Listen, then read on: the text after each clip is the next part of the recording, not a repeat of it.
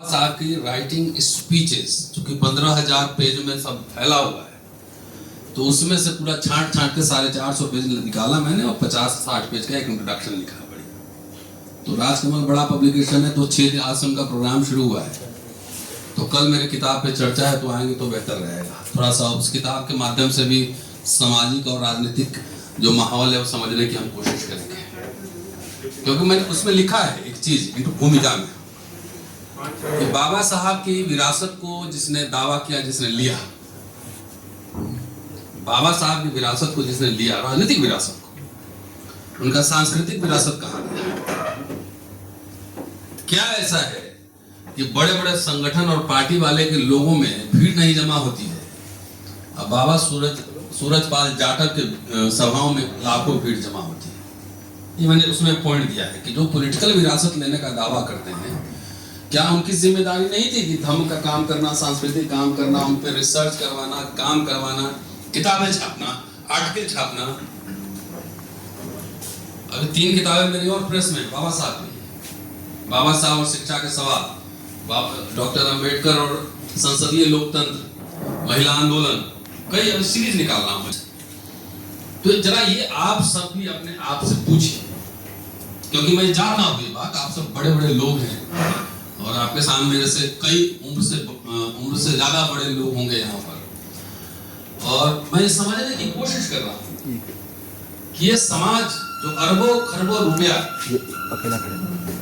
तरह तरह के आंदोलनों में व्यय किया,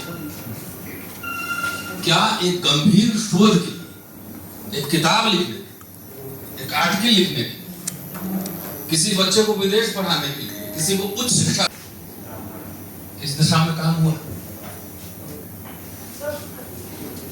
ये सवाल ये हम सब के बीच है, ये सवाल उठाना पड़ेगा।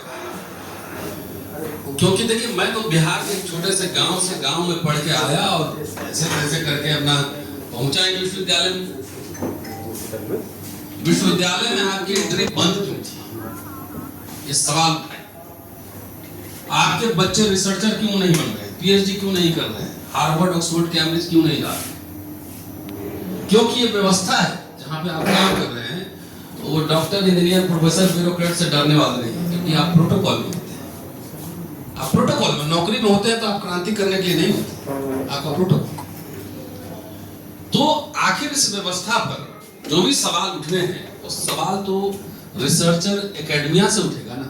इसकी इकोनॉमिक पॉलिसी हो, कल्चरल पॉलिसीज हो, व्हाटएवर इट इज, वो कहां से उठेगा? पब्लिक डिस्कोर्स पैदा कैसे होगा?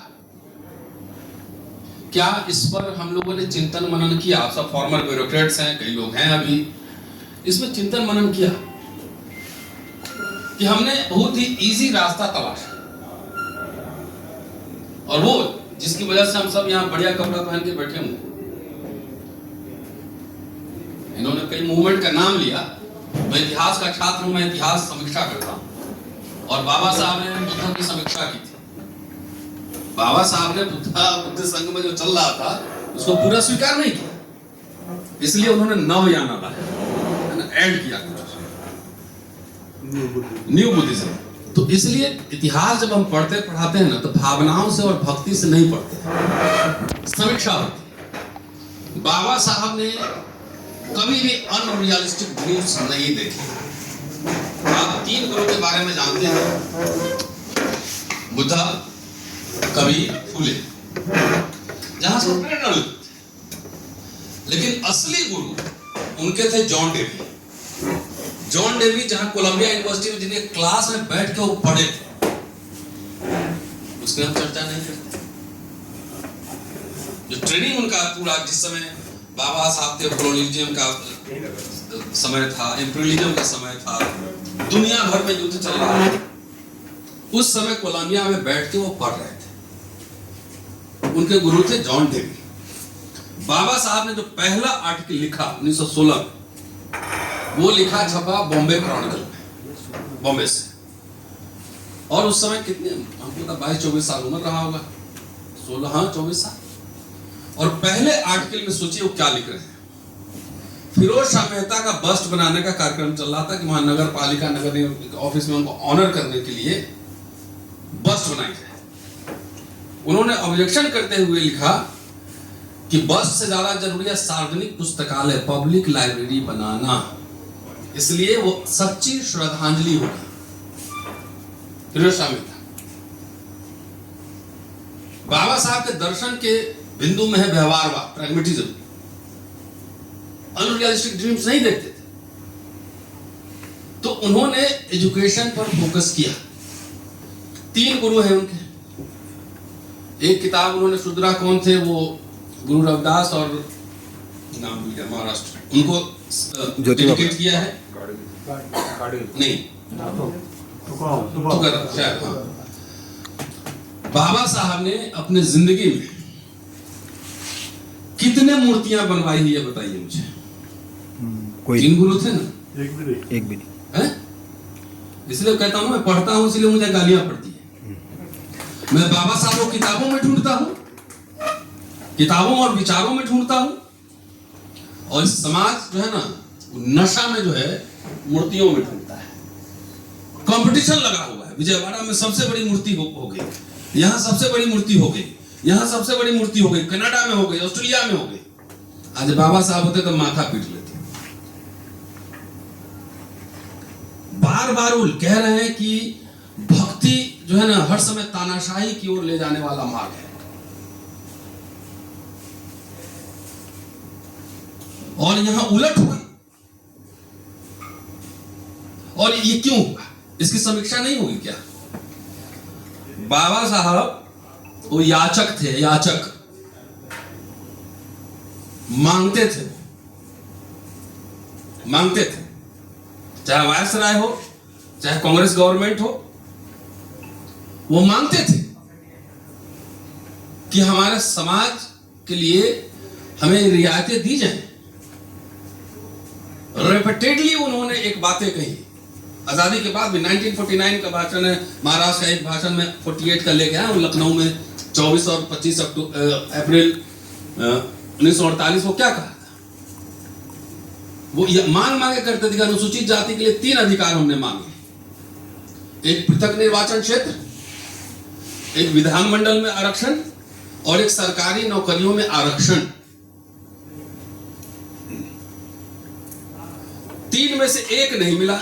जाने दीजिए, कुछ कोई बात नहीं है, किसी को नहीं मिला। पृथक निर्वाचन तो किसी को नहीं मिला, बाकी हमारे सारे बातें मान ली।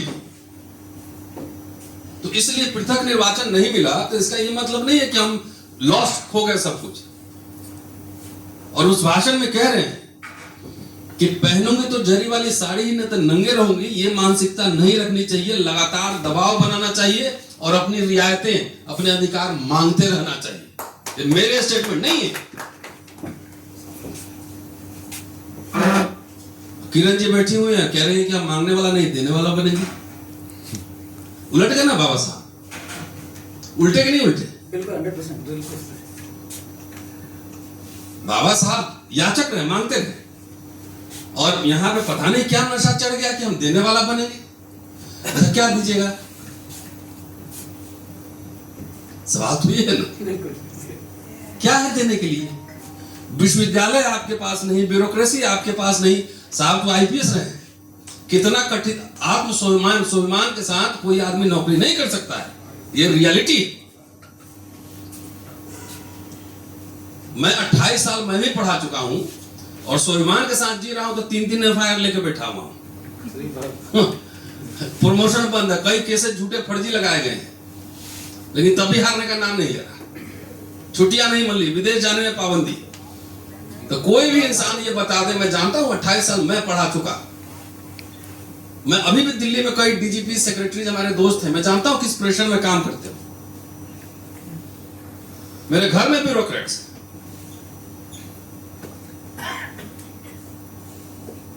तो हम क्या दे सकते हैं? शेयर मार्केट में हमारा शेयर नहीं, ज्ञान के विमर्श में हमारा शेयर नहीं, कहीं कुछ नहीं।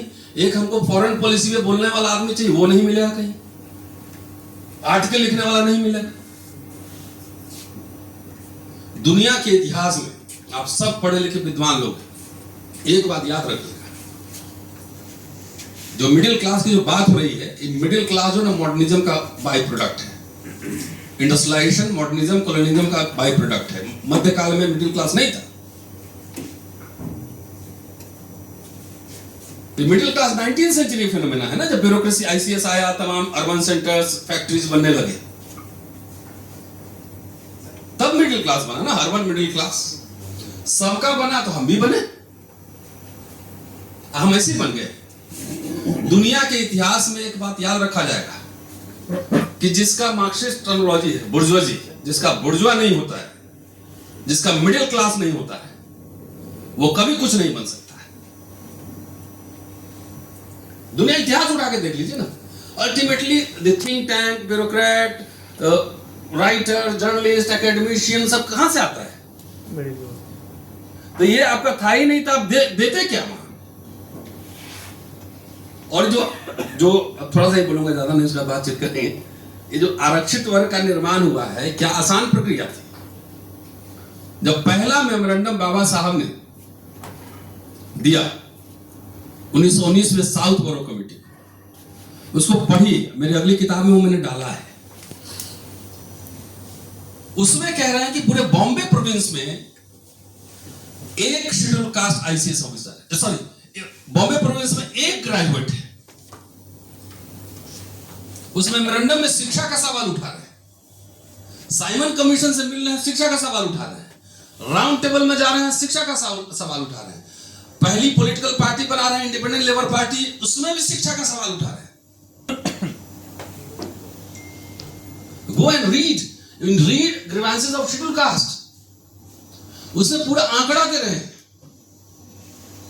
कि 1056 आईसीएस में से सिर्फ एक शेड्यूल कास्ट का है। सीपीडब्ल्यूडी के ठेकेदार में सिर्फ एक शेड्यूल कास्ट का है।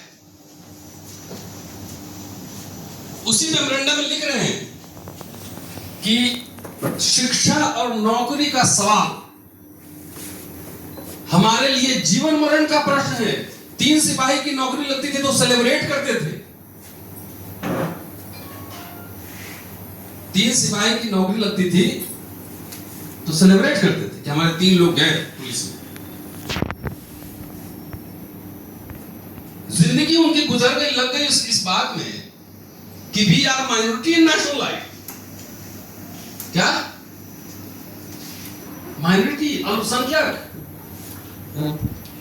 जैसे मुस्लिम अल्पसंख्यक है वैसे हम भी अल्पसंख्यक है, सिख अल्पसंख्यक है तभी हम अल्पसंख्यक है। इसलिए अल्पसंख्यक जब उनका दावा क्लियर कर लिया गया तब उनको आरक्षण मिला, मुसलमानों और सिखों। 42-44 तक तो इस पे भीड़ है कि हमको अल्पसंख्यक बोलो। तो आपको आरक्षण मिला है तो अल्पसंख्यक के नाम पे मिला है कि बहुसंख्यक के नाम पे मिला, जरा ये मुझे बता दीजिए, सोचिए जरा। Repeatedly he was saying we are minority in national life, that is why we need constitutional safeguards. कि हम अल्पसंख्यक है इसलिए संविधान में रक्षा के उपाय हमारे लिए बनाए गए हैं। राज साहब क्या कर दिए? नहीं, बहुसंख्यक है, देश का एकदम हुक्मरान बन जाना है, देश का पूरा सत्ता काबिज कर लेंगे, लाल किला पे झंडा फहराएंगे। बाबा साहब 1944 में चेन्नई में कह रहे हैं कि we have to create a governing community which means people like us। एक व्यक्ति के ऊपर नहीं थे कि एक व्यक्ति को वहां हमको मंत्री बनाना है, ये बनाना है। जगजीवन बाबू जब पहला कैबिनेट में गए उन्होंने कॉन्ग्रेचुलेट किया। जहां देखिए पढ़े लिखे लोग कहते हैं कि बाबा साहब ने आरक्षण दिया इसलिए मुझे मिला, तो बाबा साहब जाके लिख दिए, उसमें कोई डिबेट नहीं हुआ कॉन्स्टिट्यूशन में। More than 300 members were there, debate हुआ होगा ना, इतने दिन संविधान सभा चल रहा। आखिर लोगों ने ये फील किया होगा, राजेंद्र प्रसाद, जवाहरलाल नेहरू, जितने मेंबर्स थे, कि नहीं शेड्यूल कास्ट के साथ बहुत हिस्टोरिक इनजस्टिस हुआ है, वो माइनॉरिटी है। अब कह रहे थे कि हमको अलग बस्ती बसाओ, अलग सेपरेट सेटलमेंट। तो एक कंसेंसस बना होगा तभी ना प्रोविजन आया होगा। कैसे आ गया होगा? बाबा साहब का डिक्टेट कर दिए, भाई राजेंद्र प्रसाद जी लिखिए, इसमें हो गया। आप अपने ऑफिस में मीटिंग में एक नोट अपने मन से नहीं लिख सकते जब तक कंसेंसस नहीं। सारे ब्यूरोक्रेट बैठे हुए हैं या बैठे हुए हैं, तो कोई मीटिंग में लिख सकते हैं क्या? डिफरेंट ओपिनियन, बहस होती है उस पे। And the constituent assembly was not elected representative by the people. राजे महाराजे नवाब उस समय तो वोट देने के लिए संपत्ति का टैक्स का आधार होता था ना, यूनिवर्सल फ्रेंचाइजेस नहीं था। पहली बार बाबा साहब ने 1927 के साइमन कमीशन के मेमोरेंडम में डाला था कि पागल को छोड़कर बाकी सब एडल्ट को मिलना चाहिए। तो नेहरू अंबेडकर इस बात पे एक थे ना। केटी शाह ने उठाया था पार्लियामेंट में कि एजुकेशन को आधार बनाया जाए वोटिंग का, and Ambedkar refuted, supported by all members. ये सब ऐसे यहां फैलाया गया कि जैसे वहां पर नेहरू और अंबेडकर और गांधी और जगजीवन राम सब मारपीट करते थे। यही फैलाया गया ना। वी आर प्रोफेशनल्स, हम लोग स्टाफ रूम में बैठते हैं, ऑफिस में बैठते हैं, तो हमारे आइडिया से डिफरेंट पीपल भी होता था, हम लोग हेलो करते हैं चाय पीते साथ। ये ऐसे नैरेटिव फैलाया गया हमारा लंपट पॉलिटिकल क्लास के द्वारा कि सब मारपीट हो रहा था वहां पे। मतलब सीरियस अब सोचने की बात है। अच्छा मान लिया बाबा साहब ने लागू कर दिया, बाबू जगजीवन राम को कभी सेलिब्रेट करते हैं? नहीं, क्यों? मैंने अभी किताब रिसर्च करना शुरू किया जगजीवन राम, उनके भाषण का कलेक्शन मंगवाया, पढ़ा भी। 1957 में उन्होंने रेलवे में रिजर्वेशन इन प्रमोशन लागू कर दिया। कब? 1957। 1981 में भाषण दे रहे हैं चेन्नई में बाबा साहब की जयंती पर कि बाबा साहब शिल्पकार थे और जो उन्होंने फॉर्मूला बनाया उसको हम इंप्लीमेंट कर रहे हैं। कर रहे हैं ना? रेफरेंस चाहिए होगा तो हम दे देंगे, बिना रेफरेंस के हम बात नहीं करते। बाबा साहब 56 परिनिर्वाण हो गया।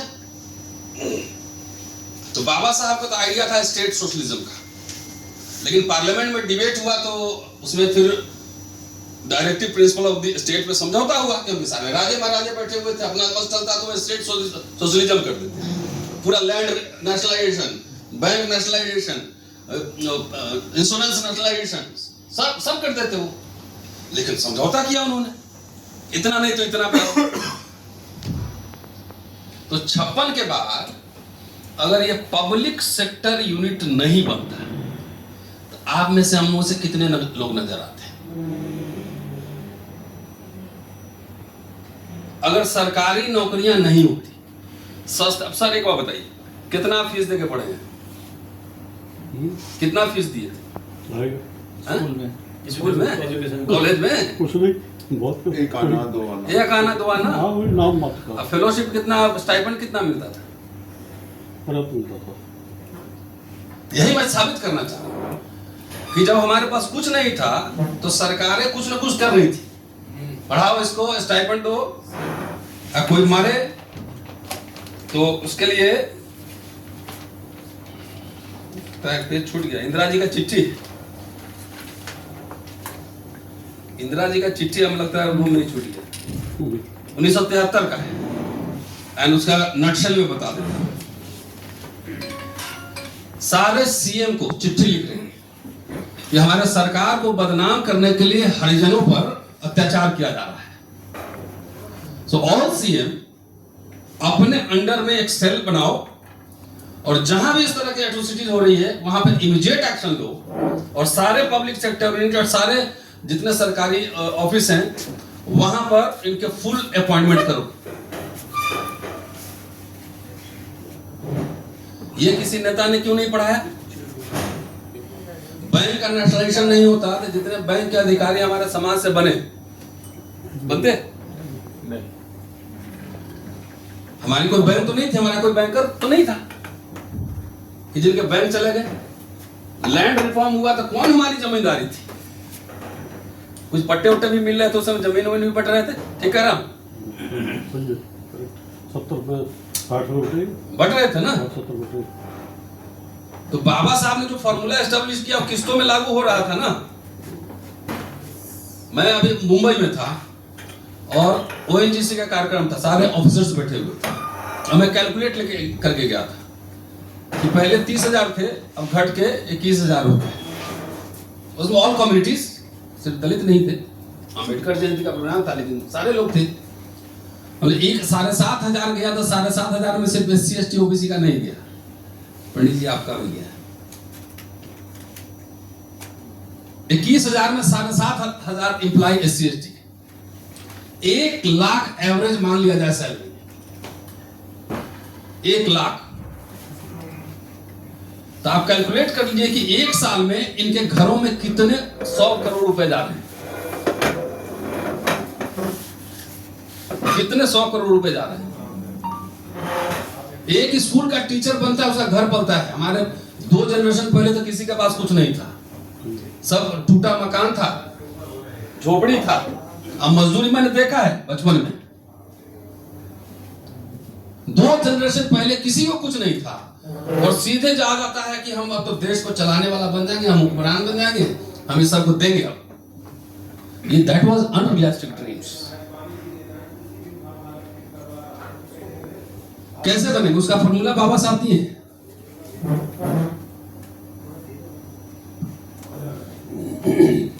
बनेंगे कैसे, तो उसका एक फॉर्मूला तो मैंने बताया। अब जिसकी तैयारी कर रहे थे, एजुकेशन और नौकरी हमारे समाज के लिए जीवन मरण, बार बार ही कह रहे हैं। और हम लोगों ने क्या किया, नौकरी खुद ही कर रहे हैं और जो नौकरी करने वालों को गाली भी दे रहे हैं। नहीं दे रहे हैं ना। सब जितने इंदिरा गांधी थी मनुवादी हो गई, जगजीवन राम चमचे हो गए, है ना, और ये हो गए, सारे मनवादी हो गए, सारे चमचे हो गए, आप ही एक ठीक है। नहीं, सारे दलित नेता जाके देखिए, प्रत्यक्ष या अप्रत्यक्ष रूप से एक मैनिफेस्टो, एक एजेंडा अगर ला रहा हो तो मुझे बताइएगा। सब जो है जाकर पालकी ठो रहे हैं किसका? व्यक्तिगत मुक्ति की चाहत है। मुझे मंत्री बना दो, बेटा को बना दो, मुझे CM PM बनाओ। व्यक्तिगत मुक्ति की चाहत है। मैं OBC के प्रोग्राम में पिछले हफ्ते हैदराबाद में था। मैंने कहा कि आपने VP सिंह को थैंक यू किया, सन्नाटा।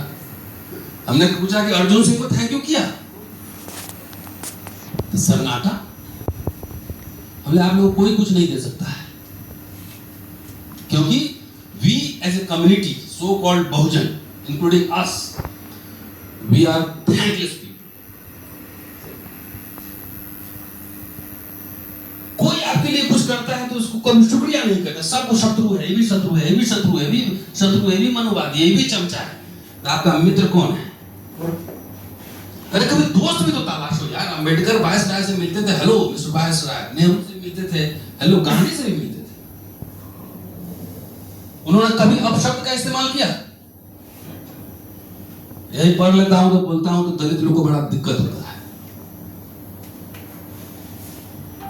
सोचिए, मेरे पास कई फोन आते हैं कि सर मेरे लिए फंडिंग कर दीजिए। क्यों?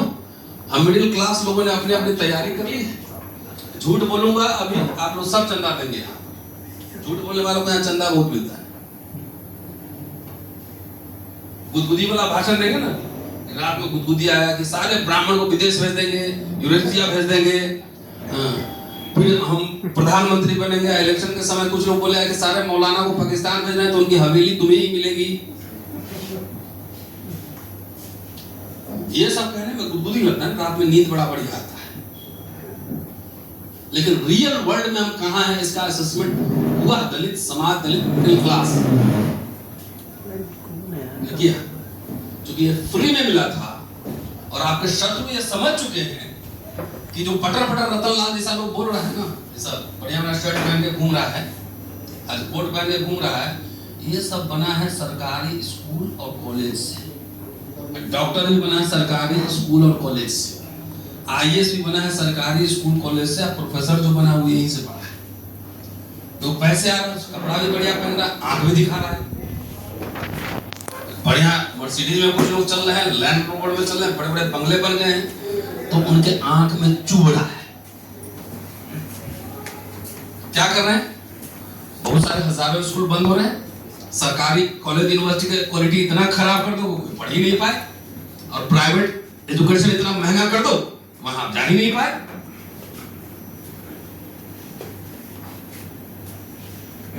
रिविजिट अम्बेडकर अगेन, तो कैबिनेट से इस्तीफा दे दिए थे साहब। नहीं अभी उनको सत्ता की लालच होती तो इस्तीफा देते, जब फिर दम में लग गए। एक एग्जांपल दे रहा हूं, यूपीए 1-2 चला, मान लिया हमने सरकार को समर्थन दिया, बाहर से दिया, तो राजनीति में बार्गेन होता है ना। तो क्या हमने 5 एजेंडा यूपीए 1-2 सरकार को रखा कि हमारे समाज के लिए काम करो?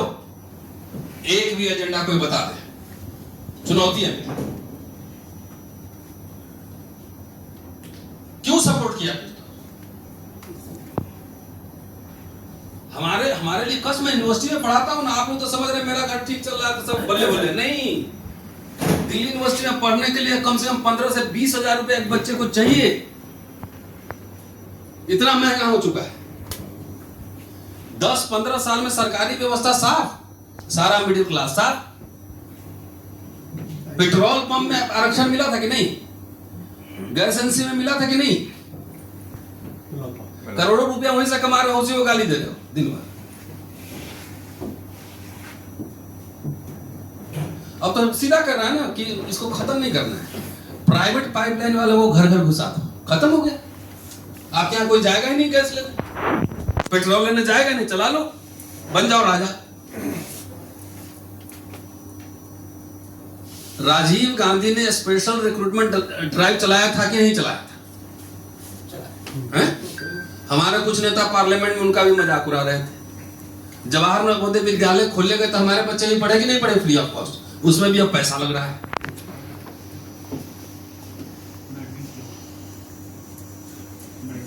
तो सारे देखिए, मेरा ये कहना है, हम अभी एक चुनाव जीते कॉलेज में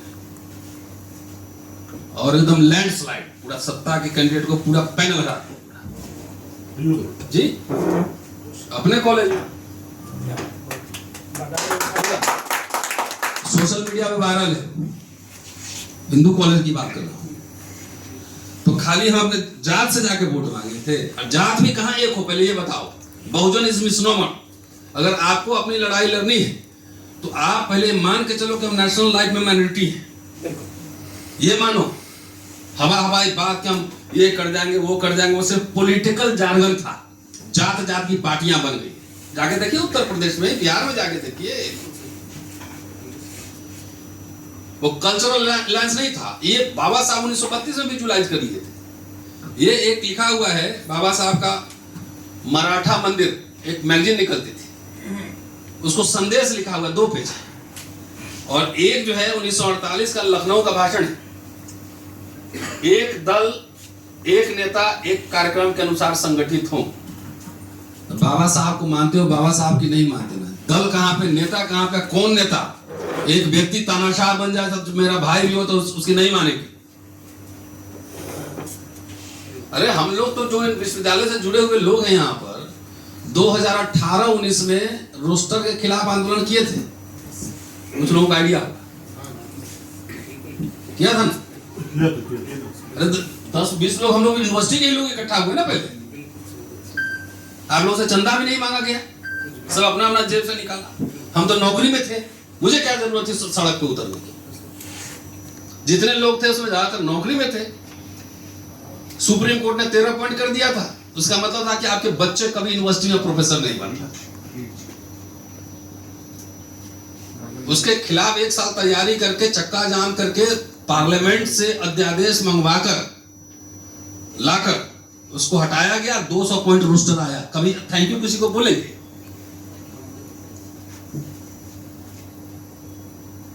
और हमने कई नेताओं से मिला, अखिलेश यादव से, तेजस्वी यादव से, सीपीएम के लीडर से, कई लोगों से कहा कि आप मुझे कुछ नहीं, आप समर्थन का चिट्ठी दीजिए। उन लोगों ने दिया। अखिलेश जी बोले फोटो खिंचवा लीजिए, हम बाद में लिखें, लेकिन फोटो चला गया तो हो गया कि मतलब समर्थन है।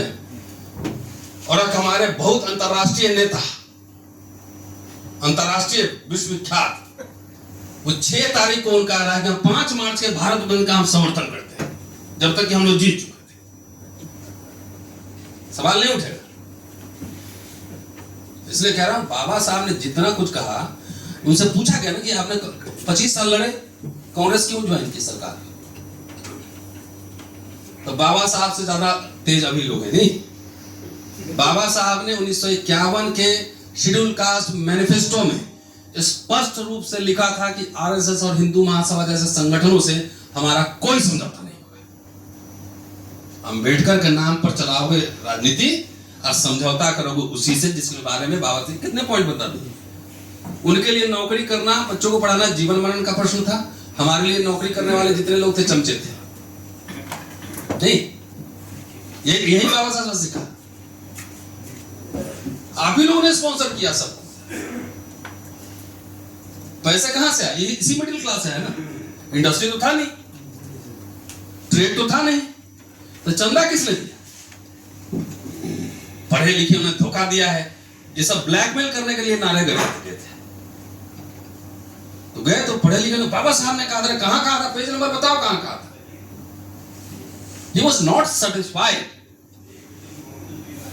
कि जो अपेक्षा थी वो अपेक्षा नहीं पूरी। अलग बात है, वो भी 56-54 में कितना लोग नौकरी में आया होगा? बहुत कम होगा ना। वो तो जब पब्लिक सेक्टर यूनिट सब बना तब उसमें नौकरियां पकड़ के 3 नौकरी मिलती थी आपके जमाने में एक आदमी को। पोस्टल में करें कि स्कूल में करें कि पुलिस बने कि क्या बने।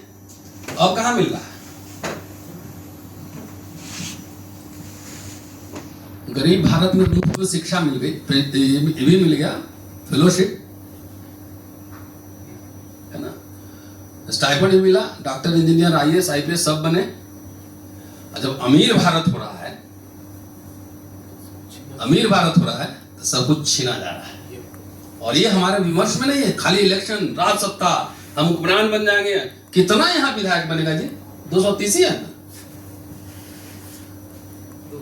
अरे सांसद 131 है ही ना, तो क्यों छीना जा रहा है तुम्हारा राइट?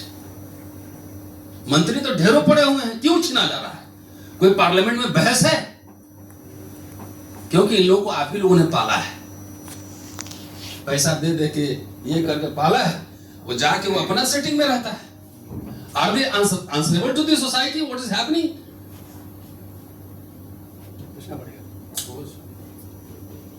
अरे हम लोग तो इतना बोल रहे हैं कि इसे कुछ मांगने नहीं जा रहे ना, अपना पर्सनल नुकसान करके कर रहे हैं। बिल्कुल, पालना बंद करो सब। तो सवाल है कि इसे विमर्श हो, डिबेट हो। दलितों के जितने प्रोग्राम्स होते हैं, कहीं शिक्षा का सवाल पर कोई सेमिनार देखा आपने? कहीं बता दीजिए। ये पढ़े लिखे लोग हम शिक्षा का सवाल महत्व को नहीं समझेंगे।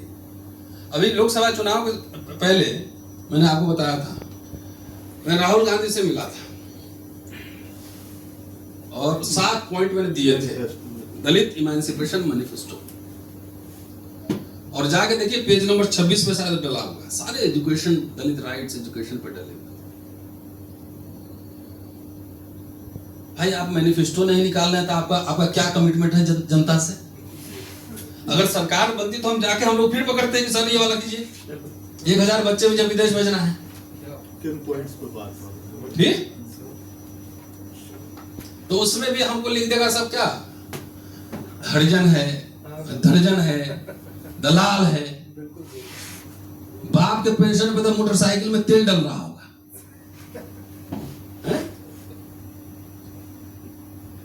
भैया हम तो दरिजन, हम कार्यकर्ता, हम तो दरी बिछाएंगे। आप तो बगल में सिंहासन लगा के बैठते होगे ना, हैं? जाते होंगे तो बोल साहब लोग सिंहासन लगा देता हो, ये सिंहासन में बैठिए सब।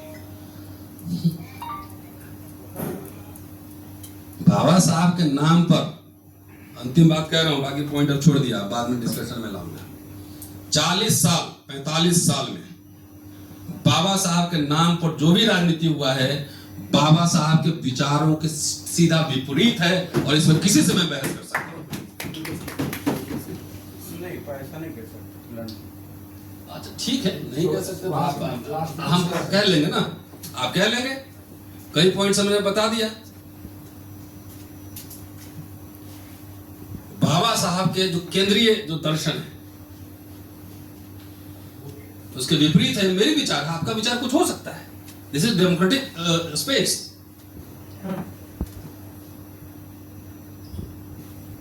अब जो भी विचार व्यक्त करें तो थोड़ा रेफरेंस भी देंगे तो अच्छा लगेगा, है ना। हवा में रेफरेंस देना जो कहा है व्हाट्सएप यूनिवर्सिटी में मैं नहीं जाता, जो भी मैं बोला हूं उसके प्रमाण दे दूंगा पेज नंबर के साथ। मैं अपनी तरफ से कुछ नहीं कह रहा हूं, मैं सिर्फ तुलनात्मक अध्ययन पेश कर रहा हूं। ये गरीब भारत में कुछ मिल रहा था, अमीर भारत में टाई उतार दिया, कुछ दिन में कोट उट सब उतारने वाला है। ये रियलिटी है। आपको लगता है कि मेरा तो बंगला हवेली बन गया, मेरे कार हो गए, मेरे बच्चे सेटल हो गए। अब ये एक एग्जाम्पल मैं दे रहा हूं, एक सरकारी, मैं अभी उत्तर प्रदेश का एक सरकारी महकमा में, आप जानते हैं तो हफ्ता वसूली होता है कुछ, तो कुछ लोगों को एक खास ऑर्गेनाइजेशन से, जब जैसे 10 लोगों को पकड़े तो 5 लोग गया किसी खास संगठन में गया, वहां से फोन करा दिया तो 5 लोग तो छूट गए, और जितना हुक्मरान वाला सब ने सबको पकड़ कर डबल चार्ज कर रहा है, डबल। ऑफिसर ने मुझे बताया। तो जब शहर पे बमबारी होती है ना, तो आपके घर भी सेफ नहीं रहेंगे। देखने में लग रहा होगा कि हम सेफ हैं और हमारे बच्चे सेफ हैं और हमारे पास इतना संसाधन है, 50 तरह का पेच लगा देगा। बाबा साहब को ही पढ़िए कि एक दलित अस्पृश्य चप्पल पहनना उसके लिए अपराध हो जाता है, अच्छा खाना खाना अपराध हो जाता है, गहने पहनना अपराध हो जाता है, और कपड़े पहनना अपराध हो जाता है, और किसी बहुत ऐसे लोगों को पसंद नहीं आता इसलिए उन पर हमले होते, हिंसा होता है, और जो अधिकारी बैठे होते, जज बैठे होते, सब उसके जात के वाले लोग रहते हैं और उसको बचाते हैं, और जो जिसका उत्पीड़न होता है उसके खिलाफ कुछ नहीं होते हैं, कोई कार्रवाई नहीं होती। ये इसे लखनऊ वाले में भी कई जगह लिखा हुआ है।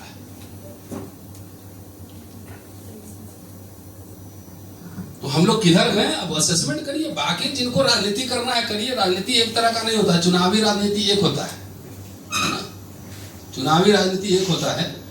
लेकिन अंबेडकर जिस समय थे, जवाहरलाल नेहरू थे, उस समय पार्लियामेंट का जरा कॉम्पिटिशन देखिए, कितने लर्नेड लोग सब थे। Although ideological difference was there, लेकिन लर्नेड पढ़े लिखे लोग, बहस करने वाले लोग थे।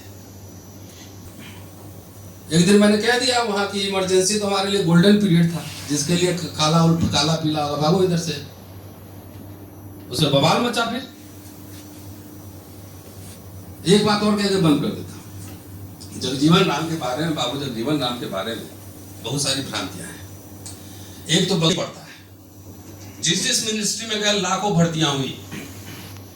इवन जवाहरलाल नेहरू के समय भी, जब क्या नाम, रानी कौर हेल्थ मिनिस्टर थी, राजकुमारी कौर, हेल्थ डिपार्टमेंट में, जबकि वो रेल मंत्री थे, हेल्थ डिपार्टमेंट में क्लास 4 के सारे भर्ती हुए, लाखों लाख जॉब्स का क्रिएशन हुआ हर जगह। भाई साहब, अरे कुछ नहीं आता था, चलो चौकीदार में लगो, माली में लगो, पानी पाड़े लगो।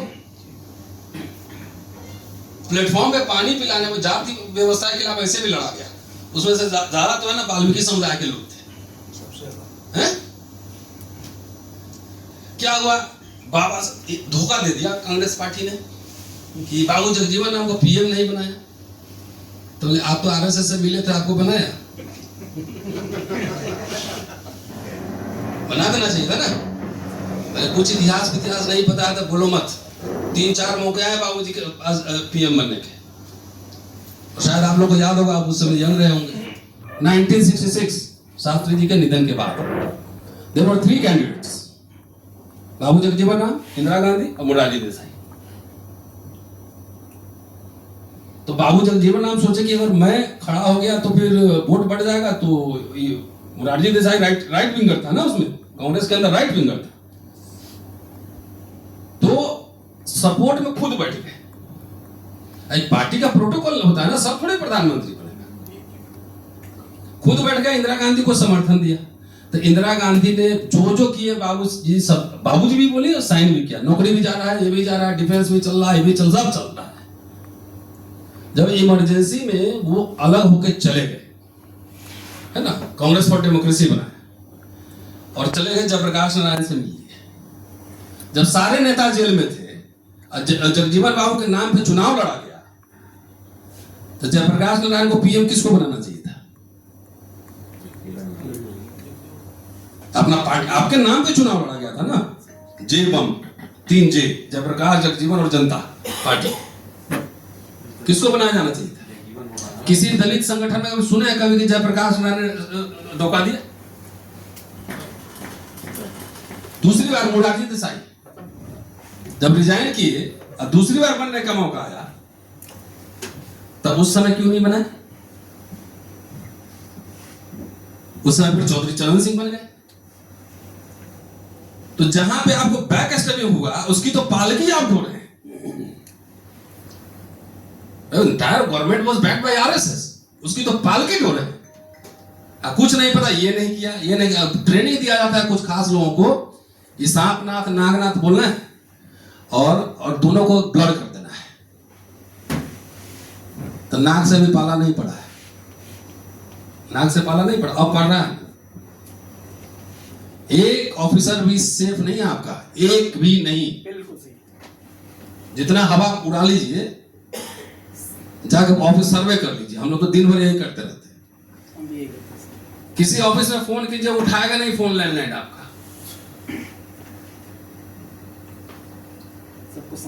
तो मिला जुला के क्या खोया क्या पाया? क्या हम इतना सक्षम है कि अपने से सरकार बना लेंगे बगैर सोशल अलायंस, बगैर पॉलिटिकल अलायंस? अच्छा, ये क्या मतलब हुआ कि सरकार जब बनाएंगे तो सब ठीक कर लेंगे, तब तक जो है उसको खत्म होने दो? किसी मुद्दे पे आवाज नहीं निकल रही है। अभी वोट चोरी भी चल रहा है, सब कुछ चल रहा है एक साथ। प्राइवेटाइजेशन हो रहा है, तेल के कंपनी में कितना मुनाफा कमा गया, कौन कमा गया, ये भी चल रहा है। इसमें हमारे किसी लीडर की कोई आवाज नहीं निकल रही। तो ये बनेगी कैसे माहौल? बनेगा तब ना जब आप सब मिलके ये शिक्षा, रोजगार, अपॉर्चुनिटीज के सवाल को मुद्दा बनाएंगे। नहीं तो हमसे पूछिएगा आकर, तुम भाषण दे देंगे 1 घंटा, हम अकेले क्या करेंगे? कुछ नहीं, कुछ नहीं कर सकते। बेरोजगारों का हालत देखिए, सिपाही की भर्ती के लाखों लाख लोग अग्निवीर के लिए जा रहे हैं। 4 साल। तो ये सवाल नहीं है खाली इलेक्शन सवाल हो तो 5 साल में आएगा। इतनी तो ताकत रखो कि सरकार को झुका दो, कोई भी सरकार रहे। अरे हम तो आए थे, वो भोपाल डॉक्यूमेंट वाले में भी आए थे, अरे यहाँ हुआ था ना, आई वाज देयर। उसमें कुछ उन्होंने रिजर्वेशन किया था सरकारी खरीद में, 30% किया था ना। तो वो भी आपको खराब लग गया कि अरे दिग्विजय सिंह तो हमको बनिया बना रहे हैं, हमको तो राजा बनने के लिए पैदा हुए थे। तो वहां भारतीय आई खत्म कर दी। लो तुम राजा बन लेना, तब ले लेना, जाओ तब तक हटो। इसलिए be pragmatic, pragmatism, this is what Ambedkar learn from Columbia. वह सब क्रांतियां एक साथ नहीं हो सकती। यहां तक क्रांति का काउंटर रेवोल्यूशनरी के साथ आपका अलायंस हो गया। काउंटर रेवोल्यूशनरी के साथ अलायंस है भी दलित पॉलिटिक्स का। दलितों के लिए कभी सोने की नदियां नहीं थी, अनहोंगी। वो एक प्रेशर पॉलिटिक्स बना के कुछ एजेंडा हम लोग शामिल करवा पाए, तो लगता है यही बड़ी उपलब्धि होगी। शुक्रिया, थैंक यू।